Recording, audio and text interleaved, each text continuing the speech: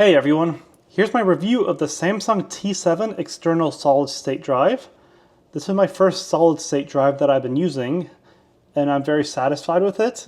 I notice a huge difference in performance, especially transfer speed, when moving large files over, such as longer videos and stuff like that.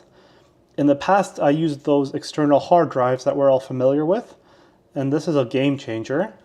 First off, I also notice how slim it is and lightweight, which makes it very convenient for portability. Especially if you're traveling, you can easily slip this into your backpack or even in your pocket if you wanted to. It's also a USB-C compatible, as most devices are nowadays, so that makes it very convenient. So hopefully you found this video helpful. Thanks for watching. All the links and details are in the description below, and if you want more videos like this, please consider subscribing.